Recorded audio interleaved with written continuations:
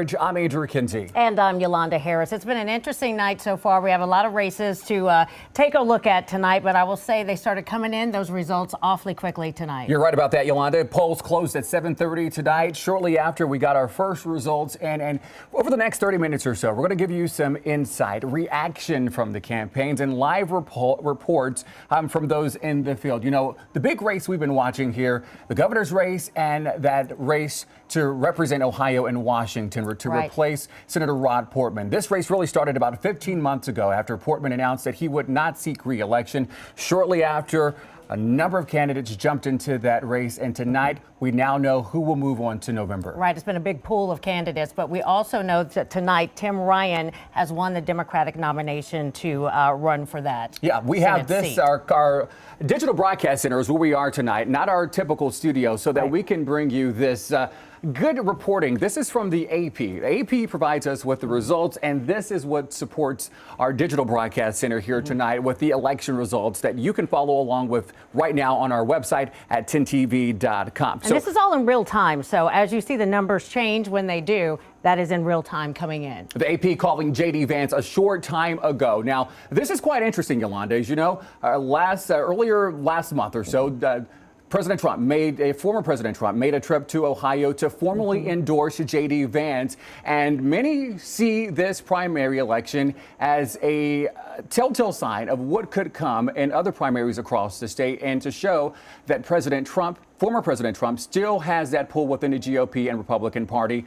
This tonight shows that. Right. They call it the Trump effect, because we were kind of expecting Josh Mandel, and I believe that he may have been expecting that too, to get that Trump endorsement, but it actually went to J.D. Vance, which was a bit surprising to a lot of people, but it went to J.D. Vance, and right when it did, his numbers started to go up. Quite interesting. U.S. Senator Rod Portman endorsing Jane Timken early in this race. Her campaign never really got off of the ground. Mike Gibbons, the businessman, he poured millions into his campaign, never really got off the ground either. And you recall that spat during that debate, Mike Gibbons and Josh Mandel. That didn't sit too well with voters. A number of undecided voters didn't really sit well with them. And it's kind of a nasty campaign. It was pretty nasty, and it is also quite expensive. These candidates for this race, over $66 million in advertising to put their face in front of voters, and voters have decided tonight. I want to show you this map here because I can show you statewide, all 88 counties across the state,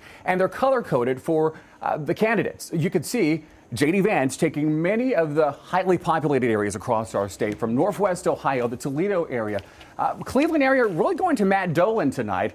Here in Columbus, Matt Dolan also able to pull off the area. But look around, a sea of yellow representing J.D. Vance, and you also see Josh Mandel. Earlier on tonight, Yolanda, we saw Matt Dolan actually here in second place, but as those results started to pop in, he dropped down to third place. And when we did first check this, the Franklin County area, Dolan was winning that in the very beginning. He did very well there, as you can see here. And when you go to the outlying counties here, that's when J.D. Vance. There's a tool here, Yolanda, I can pull on to our mapping system here. It's called heat, taking the heat off. And this is stripping the vote results across the state here. This really shows you that none of the candidates really dominated, however they got the votes.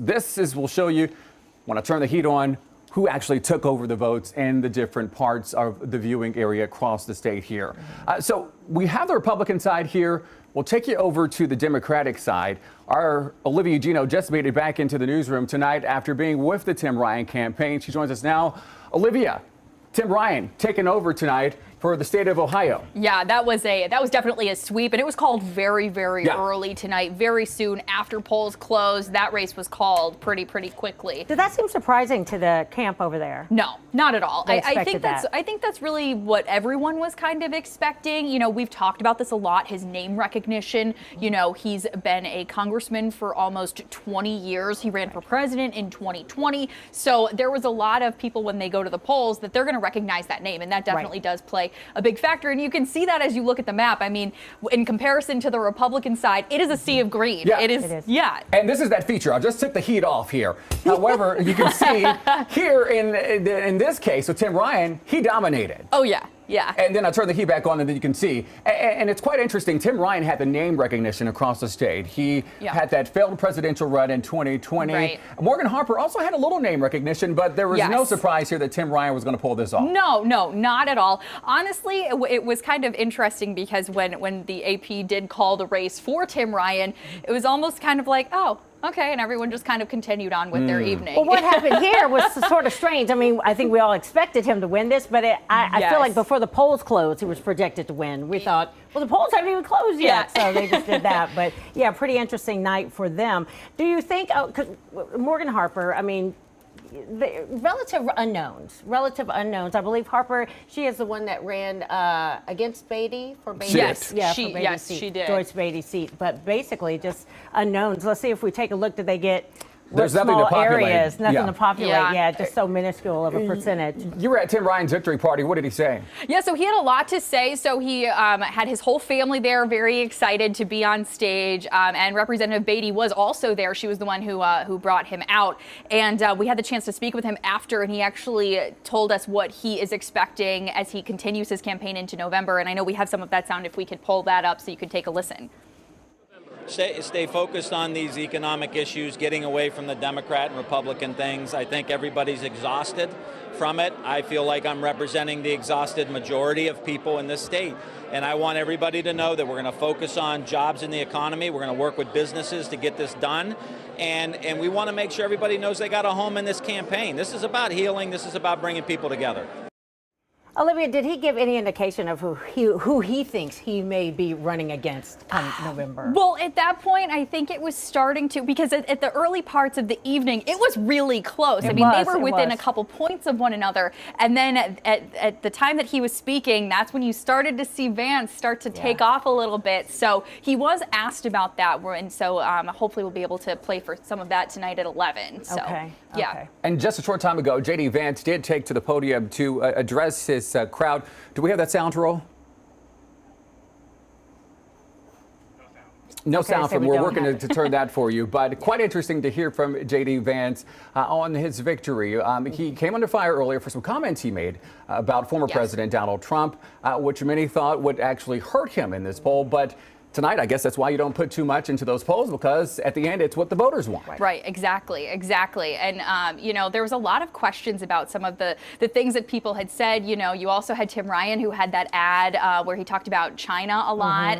Which has come under fire lately. Right, exactly. So a lot of people taking some heat in the ads. And, I did actually have the chance to ask Ryan about that ad and say, what is your response to that? Because the AAPI community was very upset about that. And he actually almost kind of doubled down on that ad and said, yes, I never want to wish violence on anyone of that community, but I do think we have to beat China in our development and in just our intelligence level. So he did kind of double down on that. Quite interesting, because Matt Dillon started to take on some traction, because out of all of the candidates here, he was one who did not take on to the Trump thinking and to the Trump trying to get his endorsement. Matt Dillon said, I don't need that endorsement. I can stand on my own. And that proved to be true for a while. However, tonight we see it wasn't enough. That Trump endorsement still helping J.D. Vance tonight. And Josh Mandel making his way into second place here tonight with voters. As you can see here, Yolanda. Let me get out the way. Number of the counties here going for Josh Mandel tonight. We can pull that up. You can see Mercer County over to the west side of here. Logan County also going with Josh Mandel. Then you go towards the north center part of the state here. You see Crawford County, Josh Mandel, and then Coshocton, Richland also going for Josh Mandel. But as you can see there, Matt Dillon not having enough to really gain traction.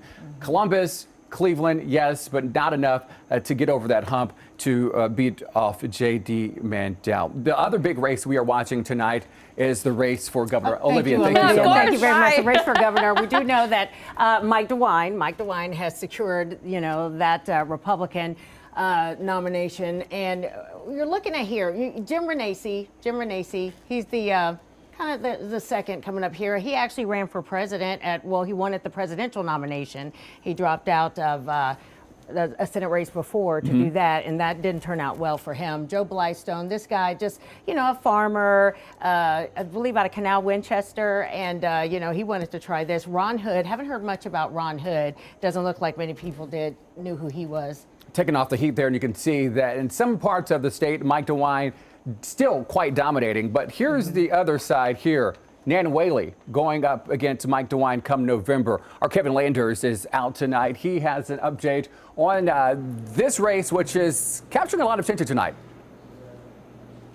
Yeah, good evening. The headline from the governor's race is that for the first time, voters elected a woman to run for governor. Nan Whaley, the former mayor of Dayton, will now go head-to-head with Governor Mike DeWine, who's seeking his second term. Tonight, Governor DeWine congratulated Whaley on her victory, but that's sort of where the pleasantry ends, as the two go head-to-head in November to try to see who will run this state. Now, Governor DeWine, during his victory speech today, did make reference to that leaked U.S. Supreme Court draft that would overturn Roe v. Wade. The governor said tonight that he is a governor who protects all children, including the unborn. Here's what he had to say.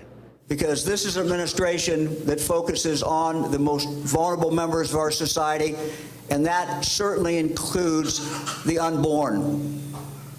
So it's something that we care very, very deeply about. The Governor DeWine also says he will continue to fund mental health programs in Ohio, as well as continuing to fund police, telling the crowd here today that under his administration, no other administration before him has put more money into police funding than his. Back to you guys. All right, thank you, Kevin. And Mike DeWine being the incumbent Republican, will be taking on Nan Whaley, is what it appears to be tonight. So Nan Whaley, the Democratic nominee for governor, and she beat tonight John Cranley, who was actually the former mayor of Cincinnati. So we had former mayor of Cincinnati, former mayor of Dayton going toe-to-toe in this, and you see how that came out. With Nan Whaley topping that. And Nan Whaley, she's been very critical of DeWine with his gun policies after what happened, the mass shooting in Dayton. And she spoke out and she really wanted some changes there. And she's been very critical of DeWine and his lack of action on any sort of gun policy changes. Yeah, claiming that he did not deliver on promises that he stood in front of that crowd the night of that shooting there in Dayton and delivered, and it failed to deliver on the promises that he made to those victims and their families. Is Kevin still available? Okay, we're going to get that sound turned for you here on the Democratic side for Tim Ryan. I think they're looking for J.D. Vance. J.D. Vance. We are still working to get that. We have sound from J.D. Vance, which we tried to get earlier when Olivia was up here. Yolanda, you were talking about that, the Trump effect and the impact that former President Trump still has on the Republican Party. Look at this race. We were watching this race tonight. This is the District 7 U.S. House race. Max Miller taken away with this race. Max Miller, important because, again, that is another endorsed by former President Trump in this race. And as you can see, not even close in this District 7 U.S. House race. And we've been talking a lot about this redistricting and how the maps look different. With this technology, I can actually show you back and the last time there were elections, 2020. You can see the yellow here outlines the district there back in 2020. You can see how wide that district was back in 2020. Well, this time around with redistricting, this is how that looks. So when we talk about redistricting, that is why there were a limited number of races on this ballot. That has been a hot topic for several months now.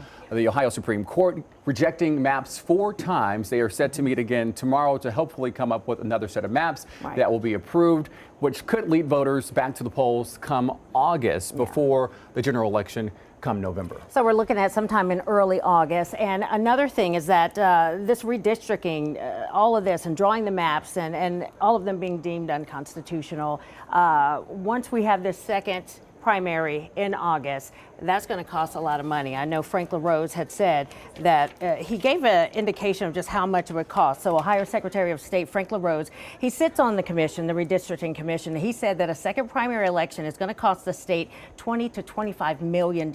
So with them not being able to get this redistricting situation handled in time for this primary, it's going to cost the state a lot more money. But it's something that has to be done. So there are some races that were not on the ballot tonight, so they will be decided in August. And I think they meet Friday. This all comes back to the Senate race comes to the power in Washington. I'm going to step out of here because this is a big deal in Washington because this is for the power in Washington. And when you think about it, nationwide, the GOP needs about 5 seats in the House and 1 seat in the Senate to take control in Washington next time around. So when you talk about the Senate races across the country, that is why these are being closely watched, so that that balance in power can shift for Republicans in Washington, D.C. Okay, I think we're going to take a look at some of the district races, if you can pull that up.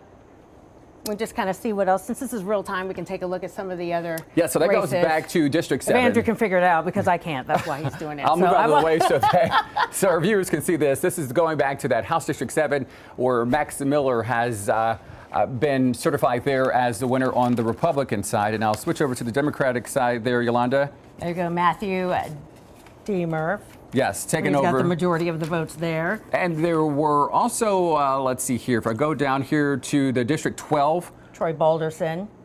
taking over for the Republicans there. And the Democratic side, they're not much talked about Not on really this side. Yeah, I haven't really heard much about that. Brad Weintraub. For Look at District that. 2 U.S. House race, taken away with that one, going up against Samantha Meadows on the Democratic side for House District 2. Again, this one that some would say they were surprised by, Yolanda. Nan Whaley beating out John Cranley, the former mayor of Cincinnati. Both had experience as mayors. John was on the platform of Better Ohio. Right, job creation, Better Ohio. Nan Whaley, I just think that her name recognition after what happened in Dayton and her speaking publicly about that and being strong with that, I think the state as a whole would be more likely to recognize Nan Whaley's name. It is quite interesting. After the pandemic, Governor Mike DeWine took a lot of heat from those in his own party.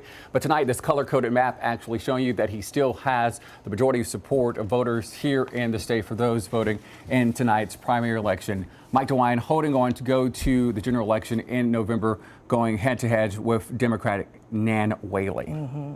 The Senate race is the one that been closely watched across the nation here, and we're also closely watching this one. J.D. Vance able to pull this one off tonight with the majority of the votes here tonight. Right, and I think he really pulled ahead after getting that Trump endorsement, which is the strangest thing because his particular political ads in the beginning, he separated himself from Trump, saying, you know, he didn't agree with him. He wasn't a Trumper and saying all that. And I think Josh Mandel at that point thought he would get that endorsement. It was kind of a flipping of the script there when J.D. Vance got that endorsement. And I think it surprised a lot of Republicans. And leading up to that last debate with these candidates, that was up in the air because former President Trump had not endorsed any of them at that time. And there was that possibility that he could throw a wrench into this race, endorse someone. And he did. He did. Endorsing J.D. Vance there, and it surged him to the top of the polls here, as we can see tonight. Do we have that sound from J.D. Vance? Okay, we are still working to get that sound. So let's take a break right here. We'll be right back.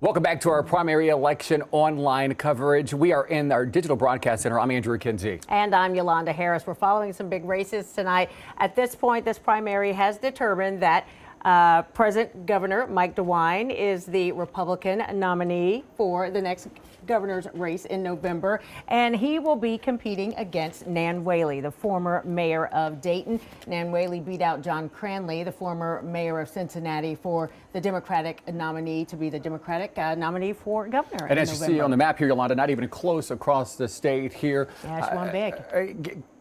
John Cranley was able to gather Cincinnati, of course. That's where he was former mayor, and his running mate was from Toledo area. So that is where the connection comes from, these 2 points across the state. However, Nan actually sweeping the board for most of the state here. Yolanda, you've been in this business for quite some time. Have you ever seen the primary election results come back this soon? Because the polls closed tonight at 7:30, about an hour, 30 minutes later, we saw these numbers rolling in. Right. They had declared Tim Ryan the Democratic nominee for U.S. Senator, and I swear the polls had just closed. Yeah. It was really fast. So, I mean, obviously, you know, he's the most well-known in this particular race. Morgan Harper, Tracy Johnson did not garner, you know, much of a percentage. So he definitely was on top there, but I was surprised that it came out so fast. Yeah, and it didn't take long before he took the podium to give an acceptance speech. Let's take a listen to that. Stay focused on these economic issues, getting away from the Democrat and Republican things. I think everybody's exhausted from it. I feel like I'm representing the exhausted majority of people in this state. And I want everybody to know that we're going to focus on jobs in the economy. We're going to work with businesses to get this done. And we want to make sure everybody knows they got a home in this campaign. This is about healing. This is about bringing people together. I want to show you this map here, Yolanda, because this map really shows you the runaway that Tim Ryan had in this race. You'll see the difference here when I turn the heat on. I want to turn the heat off here. Turn the heat off means that you can see the impact, the voter impact that Tim Ryan had across the state with the green. The green more dominant in some of these areas, meaning that he really took the voters in many of the outlying counties across the state. Surprisingly, not here in Franklin County. And not so much in Cleveland, but enough to get the vote. Let's move over to the Republican side because this has been the race to watch. And it really came down to the last 45 minutes or so before J.D. Vance was actually declared the winner. As you know, J.D. Vance, not long ago, was formally endorsed by former President Donald Trump in this race. J.D. Vance taking the podium not long ago, giving this speech. Listen. He says that he cares about us here in Ohio, but he refuses to fight his own party when they have flooded the state of Ohio with illegal drugs and sex traffickers. Ladies and gentlemen, Tim Ryan needs to go down, and we're going to be the party that does it. All right, you just heard it there. J.D. Vance talking about his opponent come November, sounding like a political ad already. So, yeah, there's J.D. Vance. J.D. Vance is the Republican nominee for the U.S. Senate seat that was left vacant and by Rob Portman, and he will be running against. I'm going to flip to the other one. So and not surprised, Yolanda, to hear that type of tone from J.D. Vance tonight as he took that acceptance speech, because, you know, not only has this been an expensive Senate race, but quite nasty from the candidates and from those campaigns and from those ads they've been running. $66 million worth of ads they spent on this race, and one that's been watched all across the country. You know, today here in Ohio, one of two primaries across the nation closely watched because of this type of a race. That's how it is. And you talk about the money spent. Mike Gibbons, he spent a lot of his own money. Yeah, he's a businessman, and he ran on that platform saying, hey, I'm not a politician. I'm a private business guy. He spent a lot of his money, but that didn't really work out for him. That didn't help. And neither did the endorsement from Rob Portman to fill his former seat. For Jane Timken. Jane Timken ran on that, and she also ran that I'm the only woman in this race and tried to give that female perspective, not really helping her. Her campaign really never took off the ground. Mike Gibbons also fell to the bottom. Surprised by Matt Dolan's turnout here. Matt Dolan really ran saying that, hey, I'm the guy that can get the job done without having that endorsement by former President Trump. And you see what that got him tonight. And this map here, he really did really good here across Franklin County, taking the majority of the votes here, and also in the populated area up there in Cleveland. Take the heat I wonder off. if Franklin County was one of the first ones reporting, because when we first looked at this, Dolan was definitely at the top and with a pretty high margin. So that quickly flipped around. So it's just been an interesting night just to see how everything panned out. And I thought we would have more fun with this, watching the real-time numbers come in, but they were decided so early. Yeah, and you see taking the heat off here. None of the candidates really running away with the majority of the votes across the state, showing that, hey, voters were split among the crowded field of candidates here tonight. They've woken up a lot. All right, well, this has been fun. I would say that. And you can head to 10tv.com/elections, or you can actually download our free 10TV app for a convenient way to keep up with everything and actually just check out the latest election results for yourself on this real-time mapping system here. Then stay tuned with us for 10TV News at 11. We'll have complete election coverage on air for you. For now, I'm Andrew Kinsey. I'm Yolanda Harris. We'll see you later tonight.